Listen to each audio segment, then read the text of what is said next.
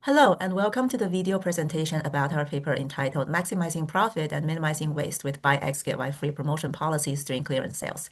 That was recently published in the September 2025 issue of the Production and Operations Management Journal. I'm Fang Liu. And I'm Arvind Sainathan.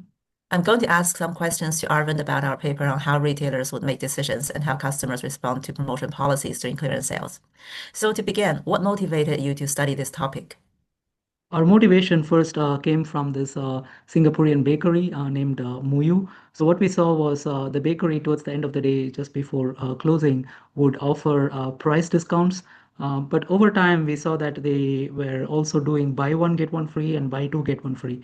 That motivated us to ask the question whether it's better to lower prices or to offer a free product. And what about uh, maximizing profit versus minimizing waste? Because even though maximizing profit is important, these days retailers have more pressure or more incentive to reduce the waste as well. So how do these two objectives affect the decisions? Thank you. You mentioned two objectives, maximizing profit and reducing waste. How do these shape your research approach? So we basically combine customer choice models with the retailer's objectives, which are either to maximize profit or to minimize or reduce waste. And we identify the most effective promotional policies or strategies in these two settings. We focus on three main policies because of their popularity: unit pricing, buy one, get one free, which we call BOGO, and buy two, get one free, which we call BTGO. So the questions are basically how should a profit maximizing retailer set the unit price and the promotion policy, and how should a waste minimizing retailer think about these two questions? Thank you. So what are the managerial implications from your analysis?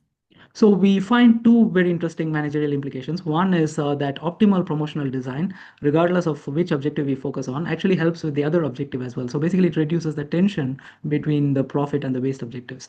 So you can, when you focus on waste, you can reduce waste, but without affecting profit too much. On the other hand, if you focus on profit and want to optimize it, it also does not result in too much waste. We also identify two very interesting economic effects pertaining to bundling and product differentiation. So because of bundling, the retailer is able to benefit from selling more through buy one get one or buy two get one free policies.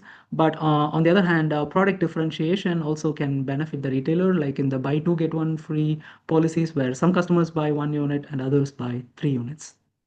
Thank you. Your results show that product category matters. Can you elaborate?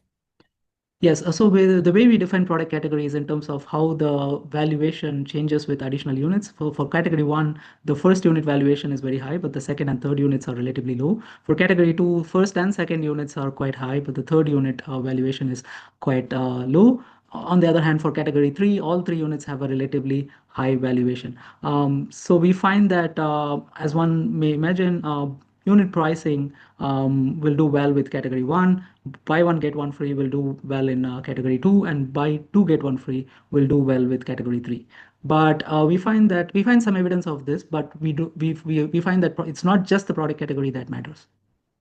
Yes, so you also highlight the role of inventory. How does inventory influence the optimal promotion strategy? So inventory matters because when you have more inventory, buy one get one free or buy two get one free tends to do better.